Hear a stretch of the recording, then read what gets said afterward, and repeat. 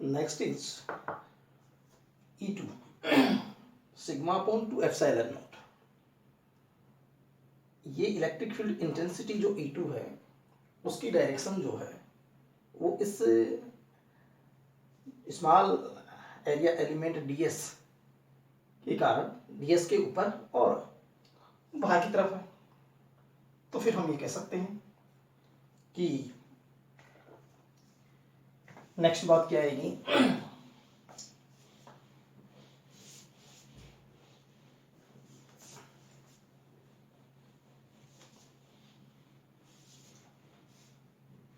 the force experienced by area element ds, the force experienced by area element ds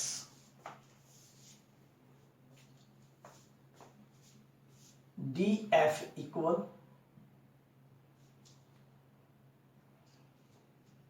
charge dq and electric field intensity E2। देखिए ये जो area element ds है इसके ऊपर E1 जो है इस E1 से कैंसिल आउट हो गई और E2 जो है वो इस पर काम कर रही है। तो ds पर कितनी इलेक्ट्रिक फील्ड इंटेंसिटी काम कर रही है, E2। तो फिर मैं इसके ऊपर चार्ज dq ले लूं, तो फिर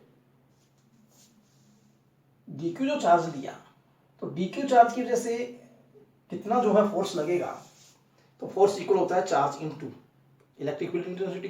this is physical significance of electric field intensity. But this is equation 7। but dq equal sigma ds. What is charge on this area element? Sigma ds. Sigma is charge per unit area and area is ds, then charge on this area will be sigma ds. Now this is equation 8 from by using 7 and 8, then df equal sigma ds E2, इसकी जगह ये value put कर देंगे। This is 9 clear. But what is electric field intensity E2, this is equal to sigma upon 2 epsilon naught. So by using equation 6 and 9, the result is df equal sigma ds into what is value of E2, sigma upon 2 epsilon naught. Now df equal sigma square upon 2 epsilon naught into ds. This is equation 10. Now we have to find out total force experienced by this total surface, then you have to integrate it. इसका integration करना पड़ेगा। तो we can write total force experienced by the surface, total force experienced by the whole surface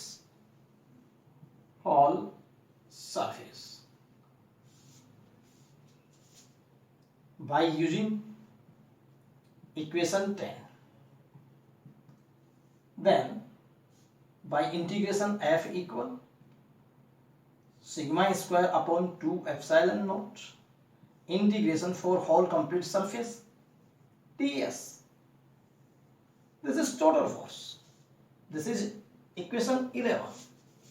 This is equation 10। Clear? तो कितना force experience करेगी ये surface हम इससे जान सकते हैं। लेकिन एक चीज और आती है कि इक्वेशन फर्स्ट क्या है वो देखिएगा। तो इक्वेशन फर्स्ट में था मैं इसको रिमूव कर देता हूं। 11 पे पहुंचने के बाद आप यहां से इसको नोट कर लेंगे। देखिए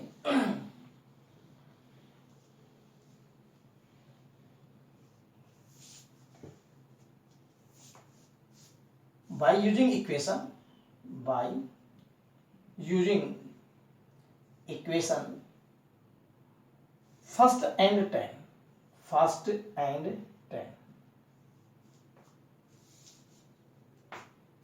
10 में क्या था? First and 10 E equal sigma upon epsilon naught, then sigma equal epsilon naught E. This is first equation. So we can put value of sigma in 10. Then df equal sigma square upon 2 epsilon naught, sigma square, value of sigma, epsilon naught square, E square, now into ds. Again repeat कर रहा हूं, ध्यान दीजिएगा। This is df by equation first E equal sigma upon epsilon naught, then sigma equal epsilon naught E, then you can put value of sigma. तो sigma की value epsilon not square E square upon 2 epsilon not into ds. Now epsilon not is cancel out, df equal 1/2 epsilon naught E square ds। Clear? इसका मतलब हम df की value को ऐसे भी लिख सकते हैं। एक फॉर्म तो ये हो गई df की वैल्यू की, एक फॉर्म हमारे पास में ये हो गई क्वेश्चन नंबर 12। नाउ ऐसे ही हम यहां सिग्मा की वैल्यू पुट कर दें, sigma square upon 2 epsilon not की जगह 1 अपॉन 2 एप्सिलॉन नॉट स्क्वायर। तो by using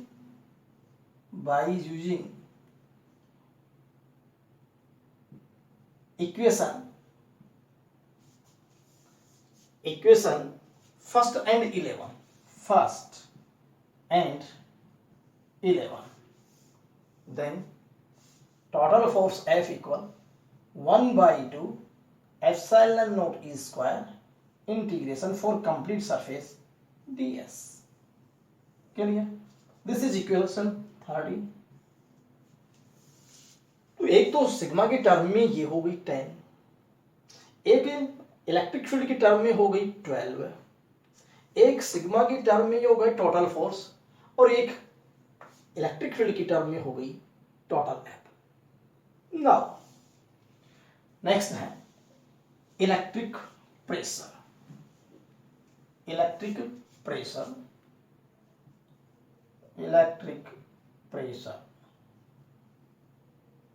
what is electric pressure? Electric pressure P electric equal dF upon ds,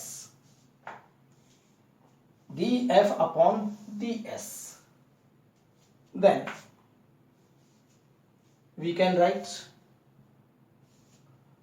sigma square upon 2 epsilon naught, क्योंकि ds इसके upon में आ जाएगा, force upon area, this is equal to electric pressure equal ये ds इस df के upon में आ गया, तो 1/2 एप्सिलॉन नॉट E स्क्वायर।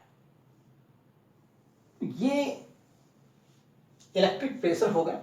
यहां मैं एक बार फिर से रिपीट कर देता हूं, electric pressure force upon area dF upon में ds, but dF upon ds sigma square upon 2 epsilon not. Equal sigma square upon 2 epsilon not की जगह कितना पुट कर दे 1/2 epsilon not E square ds, इसके अपॉन में चला गया, तो ये इलेक्ट्रिक प्रेशर, और दिस इज इक्वेशन 14।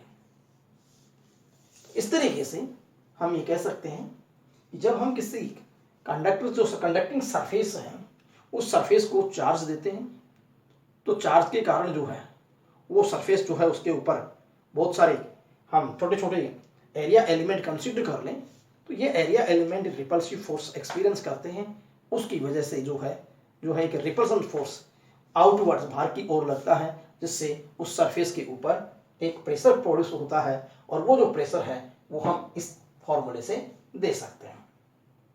तो इस तरीके से आपका ये आर्टिकल कंप्लीट हो जाता है। आर्टिकल क्या था? Force experience by A charge conductor, या इलेक्ट्रिक प्रेशर कैसे हम फाइंड आउट करेंगे। नाउ नेक्स्ट आर्टिकल इज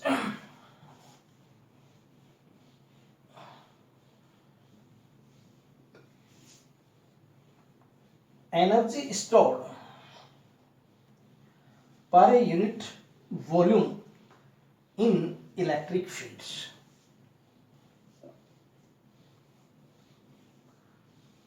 तो नेक्स्ट आर्टिकल क्या है देखिए,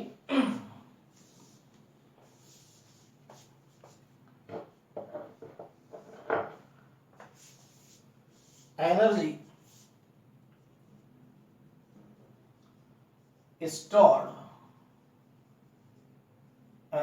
stored in per unit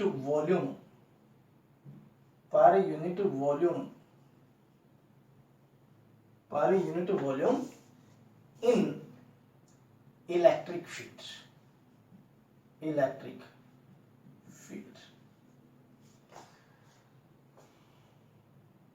क्या है इस आर्टिकल में? देखिए, suppose this is a spherical surface of radius small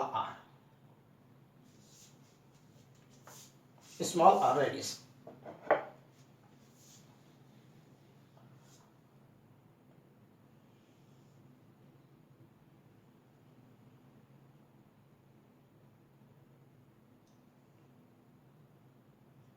and charge exists on this surface, and surface charge density suppose sigma,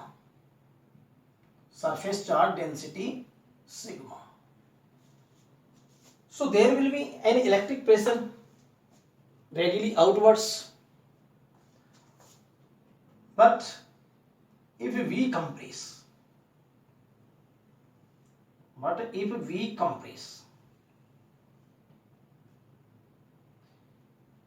this is a spherical surface by dr, this is center radius r minus dr,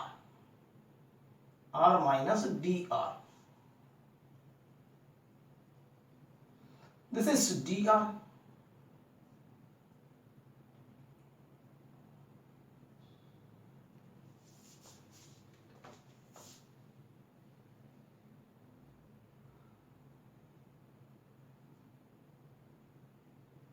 r minus d are.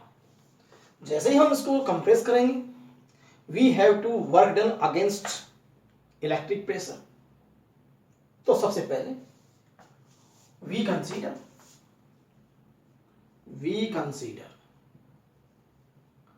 A spherical conducting surface having surface charge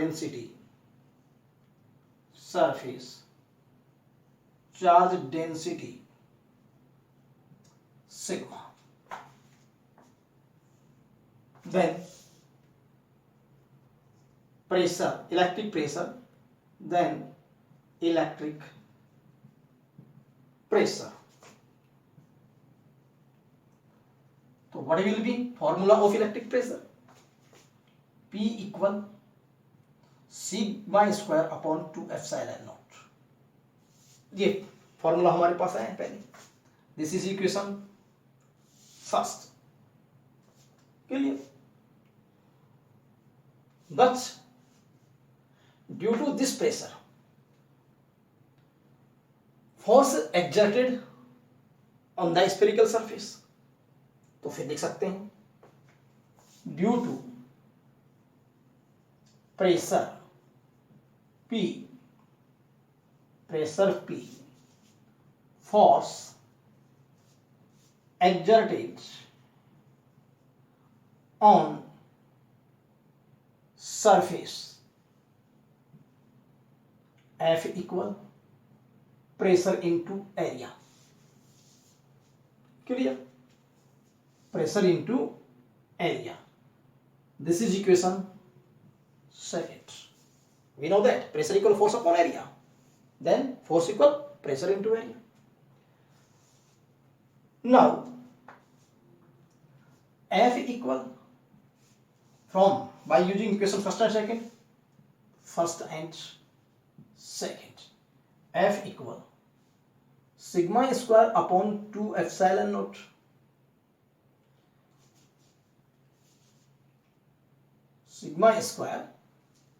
upon 2 epsilon naught into A and sigma square upon 2 epsilon naught into 4 pi r square.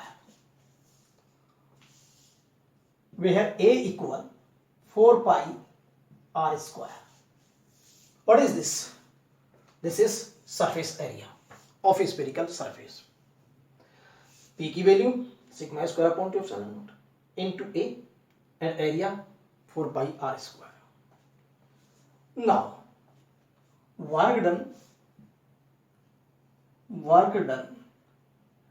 against electric force. Work done against electric force. So what is formula of work done? dW equal F dot dr. कितना force लगाया? F. कितना displacement हुआ इसको contract करने में? dr. तो कितना work done हुआ? dW equal F dr. This is equation third और this is equation 4.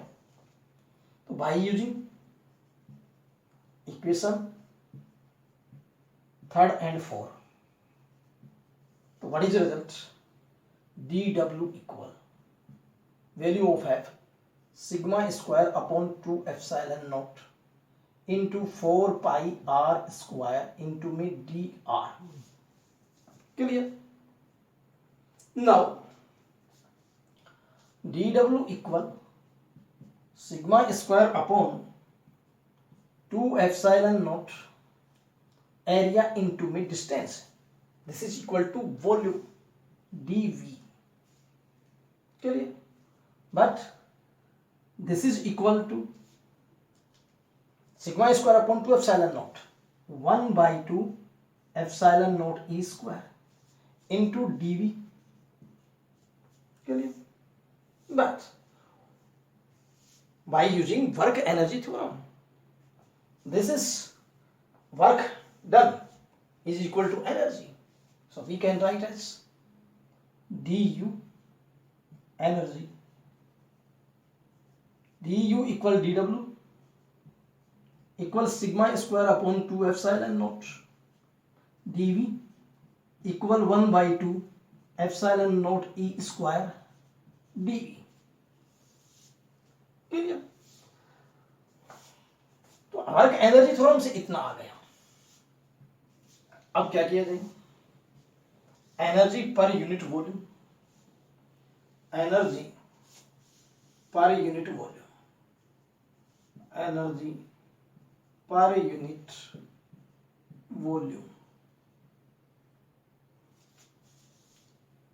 du upon dV, both sides divided by dV, that is equal to dW upon dV.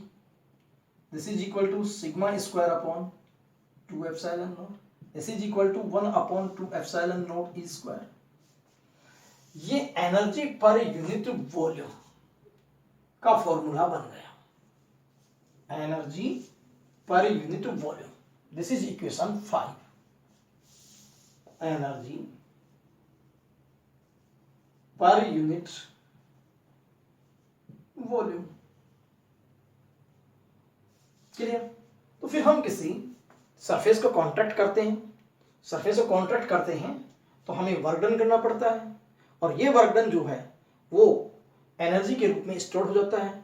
वो energy के रूप में स्टोर जो होता है पर यूनिट वॉल्यूम, वो sigma square upon 2 epsilon not या 1 अपॉन 2 एप्सिलॉन नॉट स्क्वायर होता है। इस तरीके से ये जो आर्टिकल है ये कंप्लीट हो जाता है, energy stored per unit volume. तो आप इसको नोट कीजिएगा।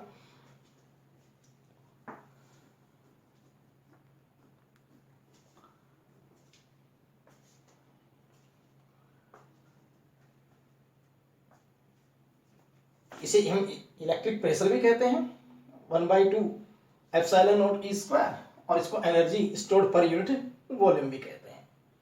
क्लियर?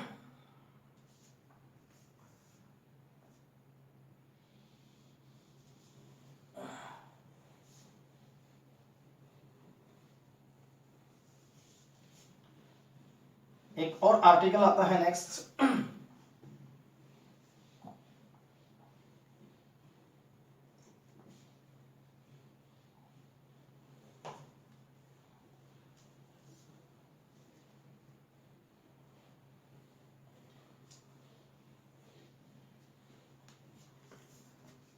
नेक्स्ट आर्टिकल है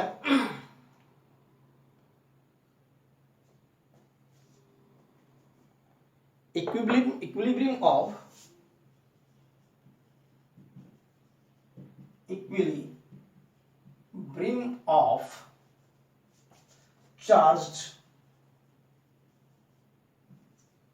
bubble soap,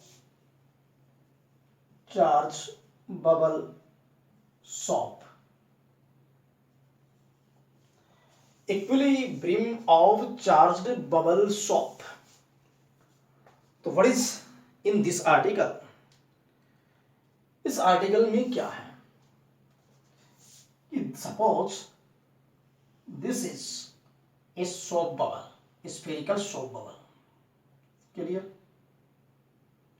ये कोई साबुन का एक बुलबुला है जिसकी जो रेडियस है वो स्मॉल आर है।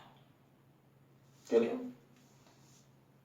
But due to surface tension इसके अंदर एक प्रेशर काम करेगा, ड्यू टू सरफेस टेंशन। क्यों? क्योंकि free surface of a liquid wants to contract. कोई भी फ्री सरफेस होती है लिक्विड की, वो सिकुड़ने का प्रयास करती है, कॉन्ट्रैक्ट होने का प्रयास करती है। क्यों? Due to surface tension. So there will be excess pressure inside this soap bubble. तब उसके सोप बबल के अंदर एक इनसाइड जो है वो प्रेशर होगा, उसे हम जो है सरफेस टेंशन की वजह से प्रेशर कहते हैं।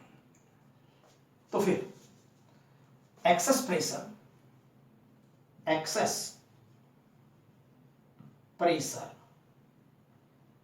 Inside soap bubble due to surface tension. ये बात 11th में आती है।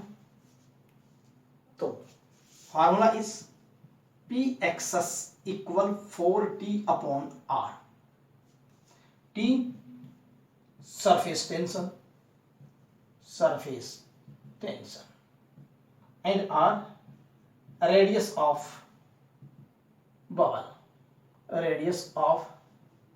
Bubble, clear? तो फिर मैंने ये कहा कि जो फ्री सरफेस है बबल की वो due to surface tension contract होना चाहिए। कॉन्ट्रैक्ट होने से इनसाइड की जो एयर है उसमें एक प्रेशर प्रोड्यूस होगा, और उस एक्सेस प्रेशर को हम इस फॉर्मूले से लिख सकते हैं। ये इक्वेशन नंबर कितनी हो गई? फर्स्ट। लेकिन अब यदि हम इस सोप बबल को चार्ज दे दें, क्या दे दें इसको हम? चार्ज दे दें, अब चार्ज देने से एक इलेक्ट्रिक प्रेशर प्रोड्यूस होगा। क्या पैदा होगा? इलेक्ट्रिक प्रेशर, और वो इलेक्ट्रिक प्रेशर रेडियली आउटवर्ड्स होगा। ठीक है, तो फिर यहां हम लिख सकते हैं if soap bubble is charged, then electric pressure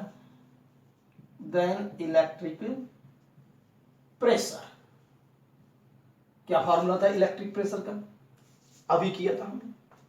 formula था P electric, this is equal to sigma square upon 2 epsilon naught. This is equation second. Sigma surface charge density, surface charge density. तो surface tension की वजह से inside कितना pressure जो है produce हुआ, वो सरफेस टेंशन की वजह से जो प्रेशर प्रोड्यूस हुआ वो 40 अपॉन आर। लेकिन जो सोप बबल है उसको चार्ज कर दिया जाए तब उसमें कितना प्रेशर प्रोड्यूस हुआ, इलेक्ट्रिक प्रेशर, वो इतना। तो फिर हम ये कह रहे हैं कि सरफेस चार्ज का जो सरफेस टेंशन है, वो जो प्रेशर काम कर रहा है वो उसको इनसाइड, और इलेक्ट्रिक प्रेशर जो है उसको आउटसाइड। लेकिन अब हम इक्विलिब्रियम कंडीशन की बात करें तो फिर क्या होगा? बट इन इक्विलिब्रियम कंडीशन,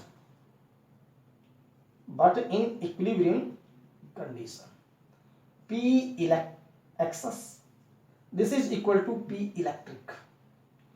ये क्वेश्चन नंबर कितनी हो गई? थर्ड। तो ये नोट कीजिए, यहां मैंने दो प्रेशर बताए, एक एक्सेस और एक electric pressure. Clear?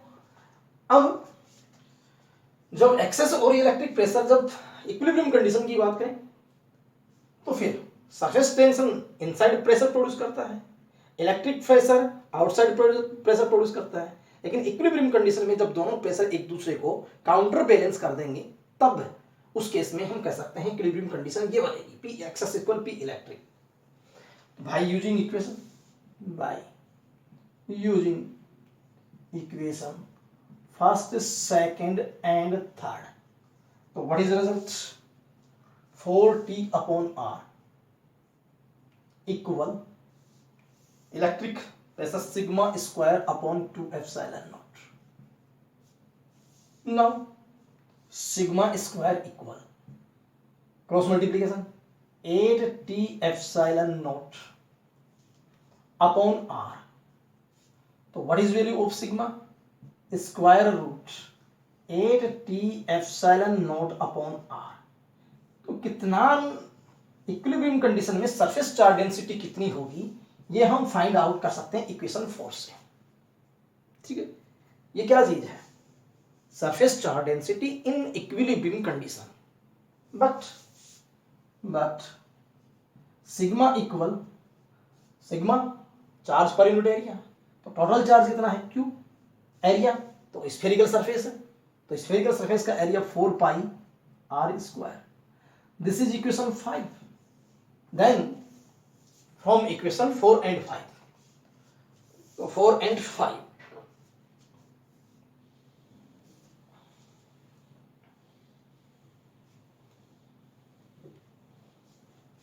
by equation 4 and 5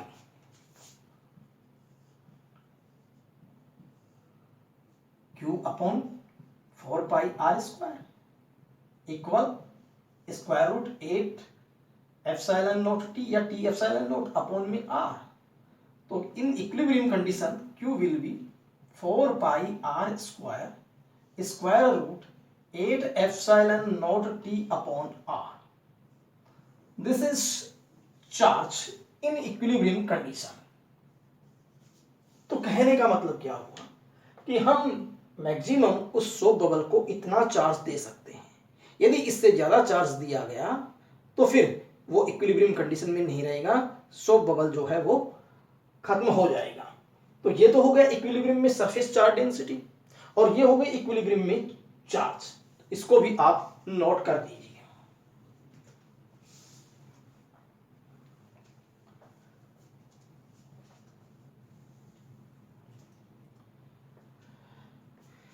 इस तरीके से ये जो थ्योरेटिकल व्यू में जो चैप्टर सेकंड है वो फिनिश हो जाता है। Thank you.